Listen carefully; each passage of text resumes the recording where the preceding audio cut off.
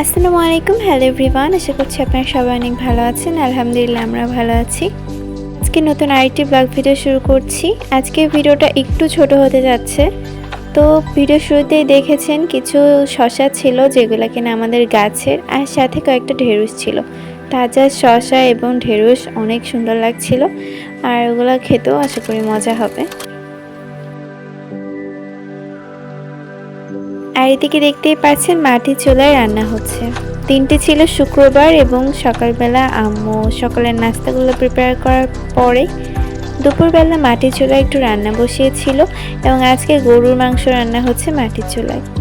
একে তো গরুর মাংস আর তারও মাটির চুলায়, টেস্টটা অসাধারণ হয়েছিল। আর এই প্রথমবারের মতো ছাদে মাটির চুলা এনে আমাদের রান্নাটা করা হচ্ছে, তো বেশ ভালো লাগছিল। ওই দিনকে তেমন ক্লিপ নেওয়া হয়নি, আসলে শুধু রান্নার টুকু শেয়ার করা হচ্ছে। এই মনোরম পরিবেশে এত সুন্দর মতো গরুর মাংস রান্না করতে পেরে আসলে অনেক বেশি ভালো লাগছিল, এবং টেস্টের দিক থেকে কি বলবো, মাটির চুলা যেহেতু অনেক সফট হয়েছিল।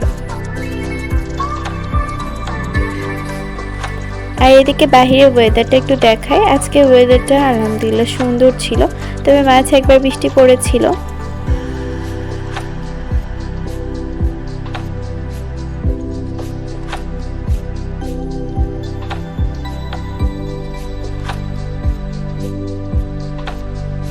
তো সেই দিন আর তেমন কোনো ভিডিও ক্লিপই নেওয়া হয়নি।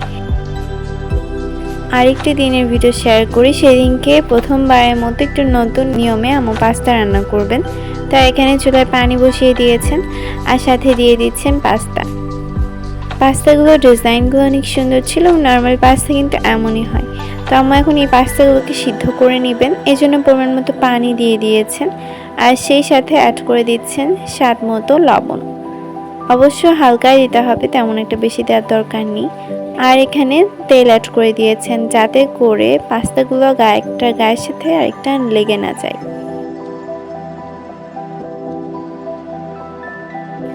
তারপর এখানে পাস্তাগুলো দিয়ে দিয়েছেন, দিয়ে তারপর একটু নেড়ে চেড়ে পানিটা একটু ফুটে আসা পর্যন্ত ওয়েট করছেন, আর সাথে সিদ্ধ হয়ে যাওয়া পর্যন্ত।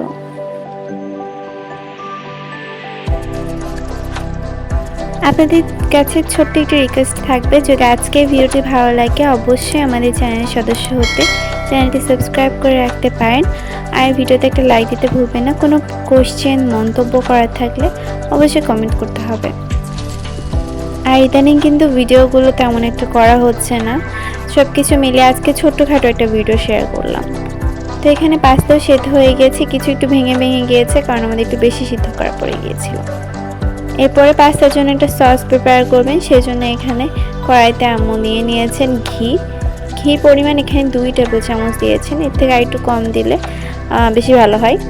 তো এরপরে আম্মু হাফ চা চামচের মতো রসুন কুচি করে দিয়ে দিয়েছেন, সেটাকে একটু নেড়ে নরম করে নিলে তারপরে এখানে দিয়ে দিয়েছেন 2 চা চামচের মতো ময়দা। তারপরে খুব সুন্দর মতো কিছুক্ষণ ভেজে নিতে হবে। আমরা খুব ভালো মতো ভাজিনি, তাই একটু দলা পাকিয়ে গিয়েছিল, আপনি একটু সুন্দর মতো ভেজে নেবেন। তারপরে এখানে দুধ দিয়ে দিয়েছেন 1 কাপের মতো, আর সাথে দিয়ে দিচ্ছেন হাফ চা চামচের মতো চিনি, স্বাদ মতো লবণ, আর এখানে 1 চা চামচের মতো কালো গোলমরিচের গুঁড়া দিয়ে অনুমতো নেড়ে নিচ্ছেন, যাতে করে একটা সস প্রিপেয়ার হয়েছে। এবং এটা কিন্তু অনেকটা ঘন হয়ে গিয়েছে। পর্যায়ে আম্মু টমেটো সস দিয়ে দিয়েছেন, দিয়ে খুব ভালো মতো মিক্স করে নিচ্ছেন। আপনারা আপনাদের পছন্দ মতো সসের পরিমাণ কম বেশি করতে পারেন। সসটা প্রিপেয়ার হয়ে গেলে নামিয়ে নিয়েছিলেন। তারপর এখানে ঝাল পেঁয়াজ দিয়ে একটু তেলে দিয়ে আসলে ভেজে তারপর পাস্তাটা অ্যাড করে দিয়েছিলেন, তারপরে এই সসটা দিয়ে দিলেন, দিয়ে খুব সুন্দর মতো মিক্স করে নিচ্ছেন। এবং তারপর আমার একটু চিজ অ্যাড করে দিয়েছেন। চিজটা আসলে নরম হয়ে গিয়েছিল, তাই গ্রেট করা যাচ্ছিল না, তাই এখানে আম্মু কেটে দিয়ে দিয়েছেন। এখন এটা গলা পর্যন্ত ওয়েট করছেন। এখন নেড়ে চেড়ে কিন্তু আমাদের পাস্তাটা প্রিপেয়ার হয়ে গিয়েছে। এই জানি না এই পাস্তাটা কয়জনের প্রিয়, যারা আসলে ঘি পছন্দ করেন। আমরা আসলে ঘি একদমই খেতে পারি না, তাই আজকে এই পাস্তাটা কি জানি আমাদের কাছে ভালো লাগেনি, আমাদের ভাই বোনদের কাছে। তো আবার আমার আম্মু ঘিটা অনেক পছন্দ করে, তাই পাস্তাটা অনেক এনজয় করে খেয়েছে। তো কারা কারা এই পাস্তাটা ট্রাই করেছেন আপনাদের কাছে ভালো লাগে অবশ্যই জানাবেন। আর এখানে কিন্তু আরও অনেক ধরনের হার্বস ইউজ করা যায়, যেগুলো ইউজ করলে টেস্টটা আরও বেশি আসে, তো আমরা দিইনি সেগুলা। ঘি পরিবর্তে কিন্তু বাটার ইউজ করলে টেস্টটা আর একটু ব্যালেন্স আসতো। তো যদিও আসলে মজাই হয়েছিল, তবে ঘির কারণে কি জানি আমরা খেতে পারছিলাম না। তো যাই হোক, আজকের রেসিপিটা আপনাদের সাথে শর্টকাটে শেয়ার করলাম, যদিও জানি এটা অনেকেই পারেন, অনেকের কাছেই ভালো লাগে। আজকে ভিডিওটা বড় করছি না, সব ভালো থাকবেন, সুস্থ থাকবেন, আল্লাহ হাফেজ।